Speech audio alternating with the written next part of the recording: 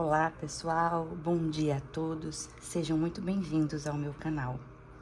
O objetivo de todos os vídeos que eu irei apresentar aqui é trazer uma reflexão sobre o nosso cotidiano, trazer observações e aprendizados a partir da nossa experiência de falar. Gostaria de pedir a você que está assistindo esse vídeo agora, que se você gostar desse conteúdo, dê o seu like, compartilhe. Vamos começar. Imagina se hoje você perdesse a visão ou a audição. Qual dessas perdas seria mais difícil para você? Imagina agora você não ter nenhum dos dois e ainda assim viver com gratidão mais do que a maioria das pessoas. Já parou para pensar? É algo que está no nosso cotidiano e nós não paramos para pensar nisso, não é?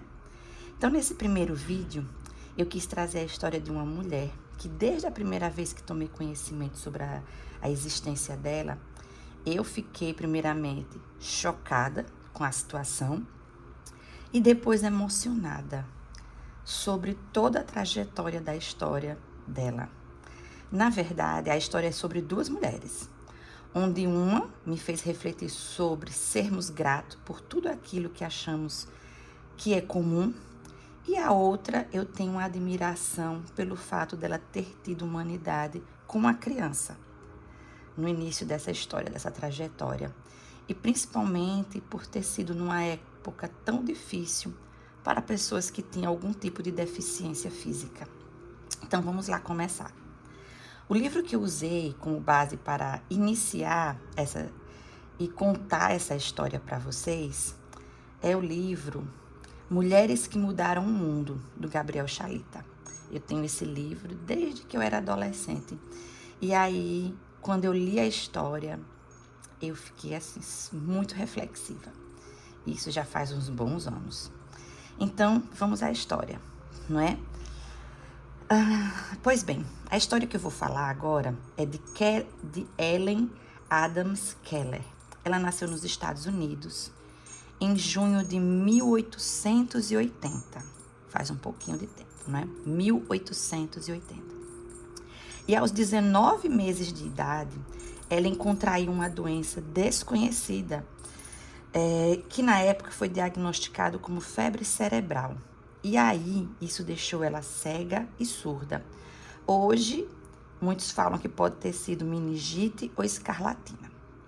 Então, imagina você crescer sem ter a consciência da sua própria identidade. Quem era ela? Né? Quem era esse ser? Porque a partir dos 19 meses, ela viveu nesse mundo onde era escuro e aonde não ouvia. Então, para ela, como era entender o mundo ao seu redor e expressar seus desejos, não é? E aí, tem uma informação dela, né? Que é mais na frente que eu vou dizer o que ela sentia em relação a isso. Mas imagina isso. A criança, ela aprende quem ela é por meio de interações afetivas, a partir de experiências sensoriais, que é tocar, sentir, a partir da imitação e da exploração do ambiente. Como que Ellen poderia ter esse tipo de informação, não é? Então, ela vivia num presente contínuo, onde ela reagia a estímulos sensoriais, ou seja, aos cheiros, às vibrações, ao toque. E na sua autobiografia, ela descreve esse tempo dessa parte da infância dela como uma existência sem alma, né? E olha que importante reflexão aqui, porque ela não tinha consciência de quem ela era, não é? Então, ela descreve isso, uma existência sem alma. E se comparou como um navio perdido em um nevoeiro denso, sem bússola ou porto. Então, imagina esse ser. Era difícil, não é? Viver assim. Então, o que é que acontece depois? A incapacidade que Ellen tinha de ser... A incapacidade, né? Que ela tinha de ser compreendida gerava crises intensas nela, crises de raiva. E a família chamava isso de ataque. Não sabia como lidar. Ellen, quando não conseguiu o que queria, ela se jogava no chão, chutava, gritava até ficar exausta. Ela não tinha noção de limites ou regras sociais. Para seus pais, né, ela estava naquela condição, eles tinham pena dela, eles não sabiam lidar com aquilo, então não a corrigiam, né? Então isso foi se agravando com o passar dos anos. Aí chega em 1887, né? Antes de completar 7 anos de idade, Ellen passou então a contar com a ajuda de uma professora chamada Anne Sullivan. E aí essa é a segunda mulher que eu tenho bastante admiração, né? Essa educadora. E tem, assim, diversas histórias relatando sobre a trajetória de Anne também, na sua vida como educadora. Mas vamos lá. E a história de Anne é uma história de superação, porque aos 5 anos, Anne perdeu parte da visão. Aos 10 anos, ela ficou órfã de mãe. O pai a abandonou, colocou ela no orfanato. E apesar de todas essas dificuldades, que é uma história à parte, ela graduou-se, não é, em uma escola para cegos. E ao longo da vida todinha de Anne, ela teve diversas dificuldades com esse problema de visão dela. Então, o que eu acho emocionante aqui na história, quando chega Anne na vida de Ellen, é esse processo pedagógico. Que aí eu queria que vocês imaginassem como que é você chegar para uma criança que, desde os 19 meses de idade que passou por aquele processo, ela não enxergava e ela não ouvia. E Ellen, ela teve perseverança, então isso para mim é muito emocionante, perseverança em passar por todo esse processo pedagógico, né? Enquanto a família não conseguia ver solução para essa solução de Ellen, Anne olha para aquela criança e acredita que ela pode se desenvolver, que ela pode aprender. Então, Anne, ela se recusa em tratar Ellen como uma inválida. Então, em todo esse processo pedagógico dela, ela exige de Ellen o mesmo esforço intelectual que se exigiria de uma criança sem deficiências.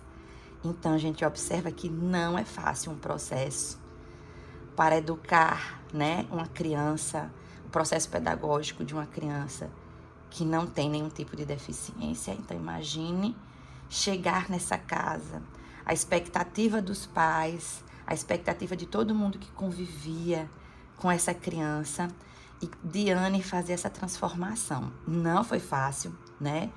Esse início. Então, são diversas histórias que conta, que tem, né, relatada sobre como foi esse processo entre elas duas. Mas eu vou pular para a parte, né, que após 1 mês da chegada de Anne, ela levou Ellen para fora da casa, colocou a mão dela sobre uma água, né, sobre a água, um fluxo de água que estava saindo. E aí, Ellen toca nessa água fria com uma mão e na outra mão, Anne Sullivan, ela soletra a palavra água em inglês, né? Porque elas são americanas. E aí, no momento, Ellen não conseguia compreender, porque durante esse processo, desse 1 mês, com a chegada de Anne na casa de Ellen, sempre que Anne colocava um objeto na mão de Ellen, soletrava essa palavra na palma da mão dela. Porém, ela não entendia o que era aquilo, não é? Então, nesse momento da água, que Ellen toca na água e que Anne Sullivan repete, soletra essa palavra na mão dela, Ellen começa nesse momento a fazer essa conexão cognitiva. Ela percebe que aquele movimento de colocar a mão, de sentir a água fluindo por suas mãos, e na outra mão que Anne fazia, na palma da mão dela, soletrando uma letra, tinha um nome, né? Então as coisas agora começam a ser nomeadas. Então aquela sensação da água fria, como eu falei, escorrendo pela mão dela, tinha um nome, água. Então, a partir desse momento, Ellen começa a tocar tudo e querer saber o nome de tudo, né? O nome de cada objeto, o nome de cada coisa. Então, isso aí já tem bastante informação e tem bastante história relacionada a isso também, né? Então, vocês devem estar imaginando como que é soletrar na palma da mão. Como é que Anne fazia isso? Bom, eu não sei explicar em detalhes, mas havia uma associação nesse processo, né? Uma associação entre os sinais táteis e os objetos físicos. Então, os relatos dos desafios iniciais dela são muitos, gente. Muito interessante. Existe também um filme, não lembro agora o nome do filme, mas eu posso colocar na legenda depois para vocês. Então, eu vou pular agora para a parte da história quando Ellen tinha 10 anos. E ela ficou sabendo da história de uma menina surdo-cega que havia aprendido a articular os sons. Então, ela começa a ter esse desejo de falar. Pois vocês sabem que nem todo mundo que tem a surdez não consegue falar. Muitos conseguem falar. A maioria não consegue por conta que, por não ouvir o som, você não consegue reproduzir. Então, tem todo um processo, né, de aprendizagem para articular os sons. E aí, Ellen teve esse desejo e os pais aí encaminham elas para onde agora? Vamos para a parte. Antes disso, de contar para onde ela foi, né? Eu queria que vocês pensassem como é imaginar, né? Para vocês imaginarem como é uma pessoa que não ouve a própria voz, nem a voz dos outros. Aprender a falar, então, é um processo mecânico e extremamente exaustivo. Requer tempo, paciência, perseverança, né? Ela não conseguia imitar sons pelo ouvido, então ela precisou usar o tato para ler as vibrações e os movimentos musculares de quem estava ensinando a ela. Então, Anne leva Ellen até uma professora chamada Sarah Fuller. O nome da escola é difícil de falar, tá bom? E o método utilizado lá por essa professora foi o método Tadoma, que consistia no seguinte: posicionamento das mãos. Ellen colocava o polegar na garganta da professora, não é? Aqui no lado externo, sentindo a vibração das cordas vocais. Sentia o movimento dos lábios e o dedo médio ela colocava no nariz, porque ao falar a gente respira também, não é? Então, o segundo momento de captar as vibrações, ela sentia a vibração na laringe, o sopro de ar, a posição da língua e o formato que a boca fazia para cada fonema. Gente, imagina, é um processo bem demorado, não é? Bem demorado, de tantas palavras que a gente aprende, de tantas palavras que nós falamos. Imagine, para cada coisa dessa, você associar o sopro de ar, a posição da língua, como que a boca se mexe, a vibração aqui, não é?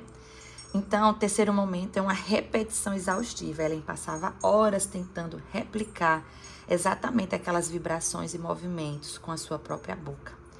Então, assim, só essa parte aqui da história, já fico pensando, nós podemos falar, né?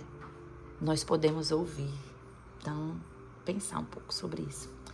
Então, apesar de Ellen ter conseguido esse triunfo, né, de conseguir verbalizar, a fala dela nunca se tornou perfeitamente clara para estranhos.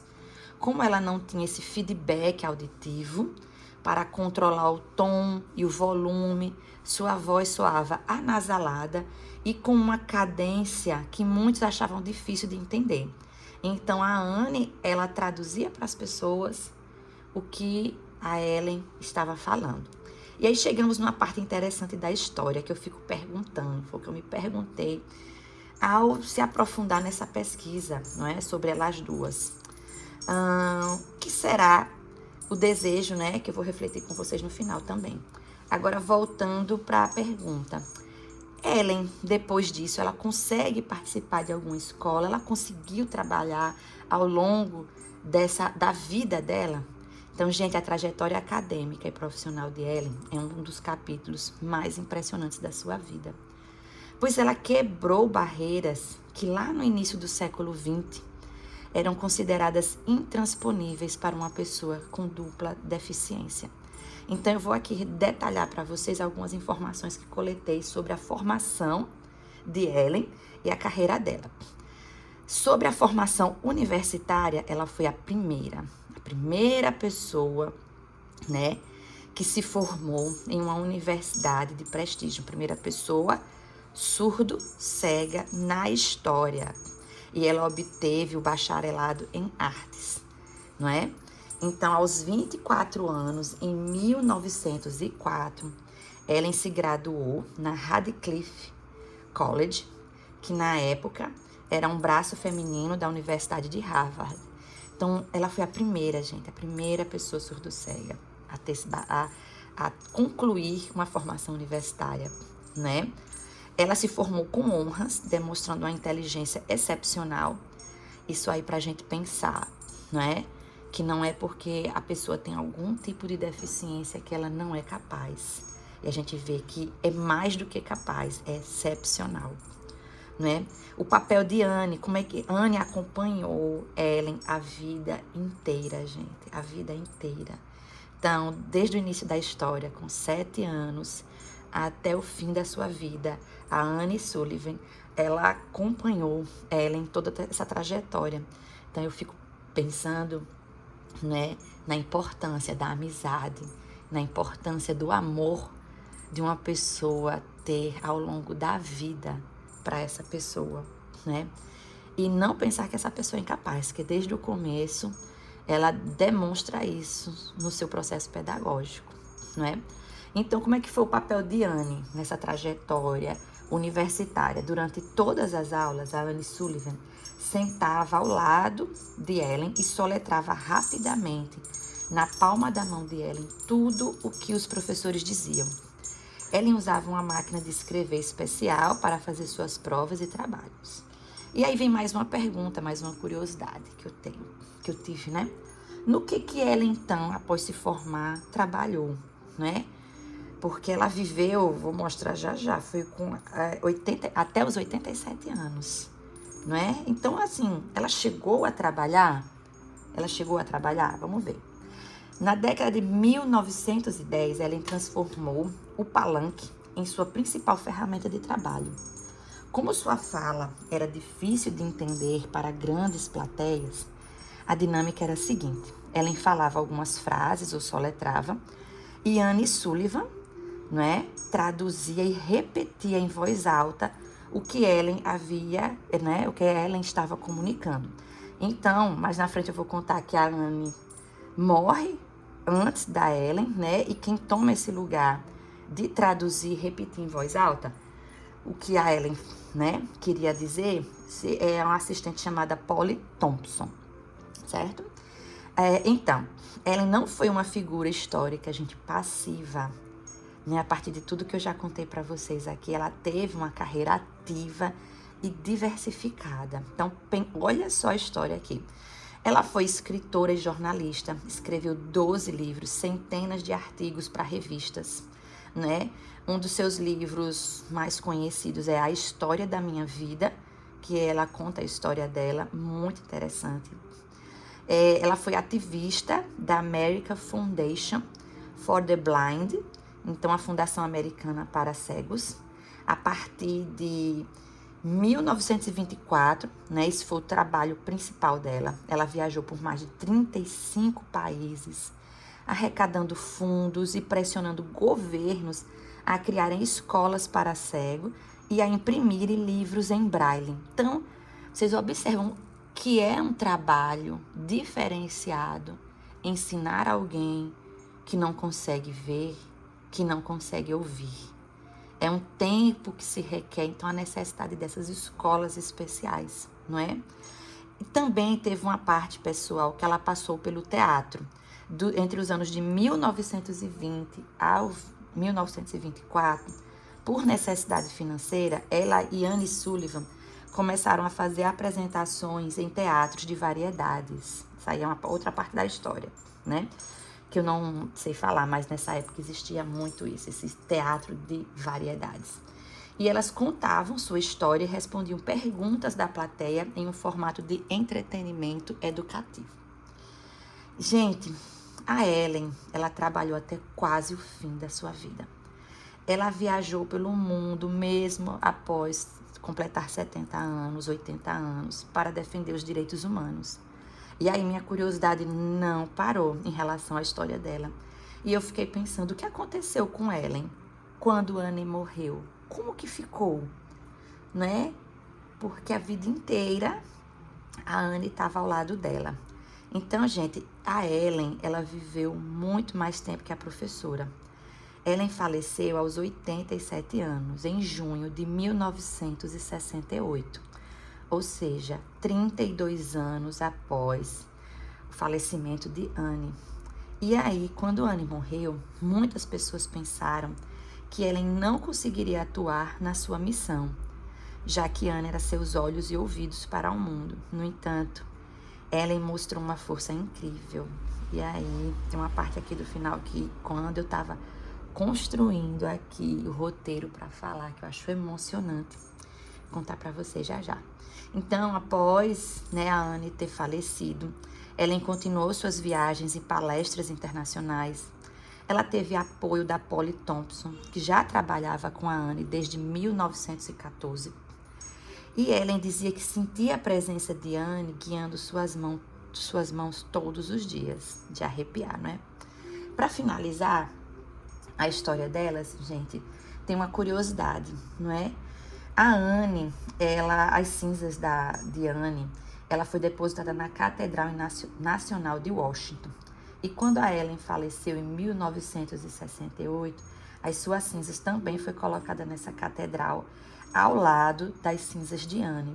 E tem uma placa lá nessa catedral que faz uma homenagem às duas, simbolizando que mesmo na morte, a professora e a aluna permaneceram inseparáveis. Então, assim, é emocionante, não é, gente? É emocionante a história de amor entre uma professora e uma aluna, né? E assim, tem uma frase dela, né, de Ellen, que é bem assim: a melhor e mais bela coisa do mundo não pode ser vista ou tocada, mas deve ser sentida com o coração.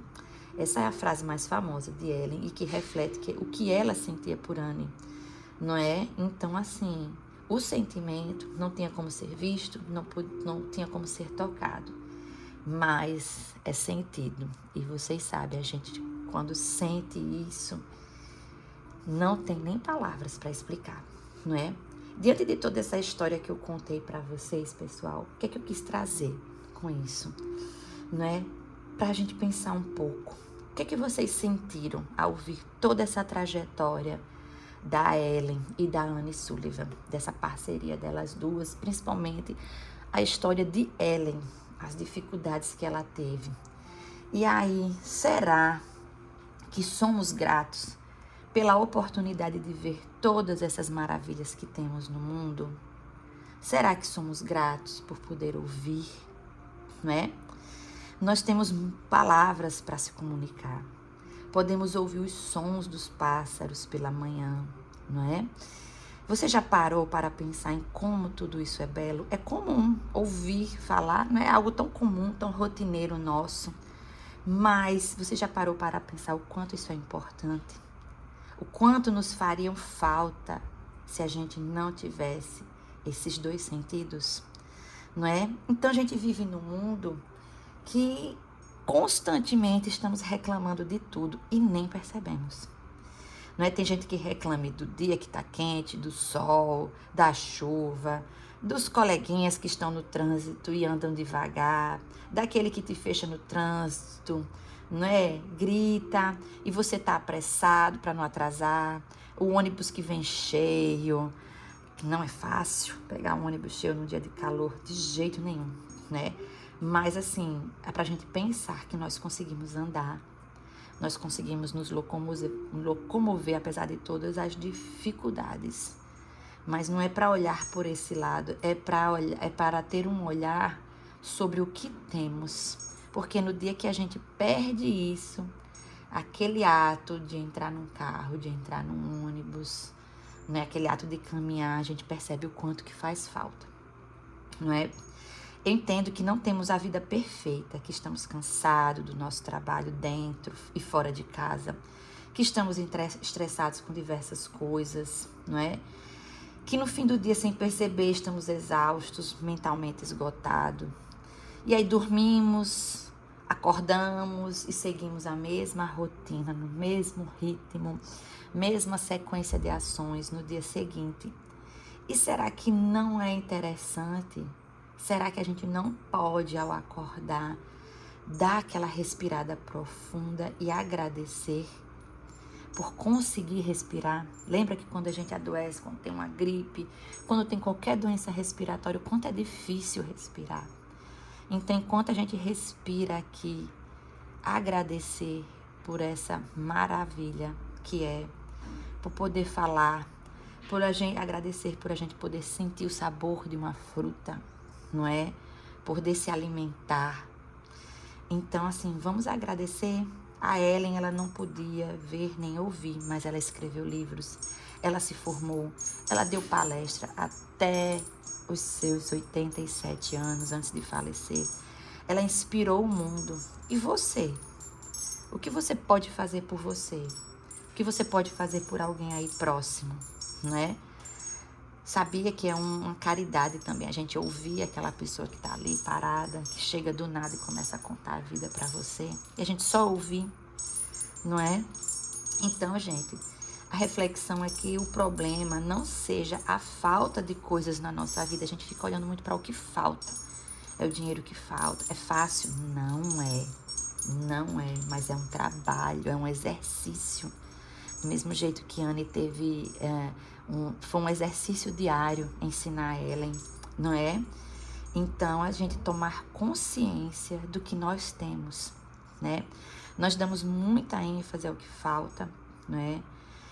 Como já falei aqui, mas vamos agradecer pela saúde que temos, agradecer pelos pés que temos para nos manter em pé, as nossas pernas que se locomovem, os nossos braços, nossas mãos que estão aí para alcançar as coisas e pegar. Não é? Quantas coisas a gente tem para agradecer? E aí eu deixo, né, que essa frase, que a gratidão não nasce quando tudo está perfeito. Ela nasce quando a gente aprende a enxergar valor no que parece comum. Então, eu gostaria de agradecer a você que ficou até aqui me ouvindo, né? Desejar muita luz. Deixe seu like, compartilhe esse vídeo, que essa reflexão você leve para a sua vida enquanto você caminha, enquanto você dirige, enquanto você está aí vivendo. E nos encontramos no próximo vídeo.